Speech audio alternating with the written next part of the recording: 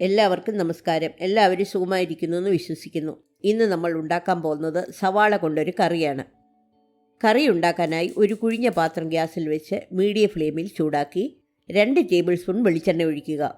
ഈ കറിക്ക് സവാള വഴറ്റാൻ വേണ്ടി അല്പം കൂടുതൽ വെളിച്ചെണ്ണ ഒഴിച്ചിട്ടുണ്ട്. വെളിച്ചെണ്ണ ചൂടാകുമ്പോൾ 1/2 ടീസ്പൂൺ കടുകിട്ട് പൊട്ടിക്കുക.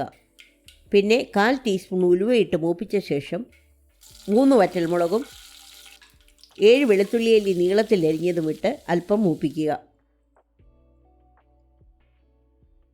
അതിലേക്ക് 2 മീഡിയം സവാള ചെറുതായിട്ട് അരിഞ്ഞത്, 2 പച്ചമുളക് കീറിയത്, കുറച്ച് കറിവേപ്പില ഇത്രയും ചേർത്ത് സവാളയുടെ നിറം മാറാൻ തുടങ്ങുന്നതുവരെ വഴറ്റുക.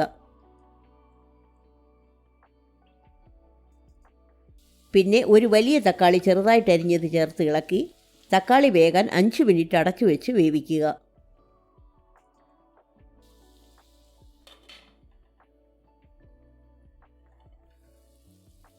പിന്നെ 1/2 ടീസ്പൂൺ ഉപ്പ്, 1/2 ടീസ്പൂൺ മഞ്ഞൾപ്പൊടി, 1 table spoon Kashmiri chilli powder ഇത്രയും ഇട്ട് മസാലയുടെ പച്ചമണം മാറാൻ ഏതാനും സെക്കൻഡ് മൂപ്പിക്കുക.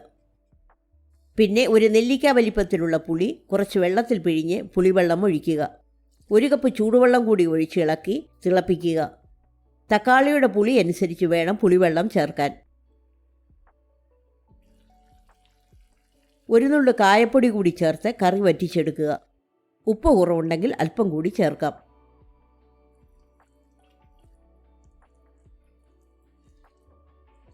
നമ്മുടെ സവാള കറി റെഡിയായിട്ടുണ്ട്. ഗ്യാസ് ഓഫ് ചെയ്ത് സെർവ് ചെയ്യാവുന്നതാണ്. ഈ റെസിപ്പി എല്ലാവർക്കും ഇഷ്ടപ്പെട്ടെന്ന് വിശ്വസിക്കുന്നു.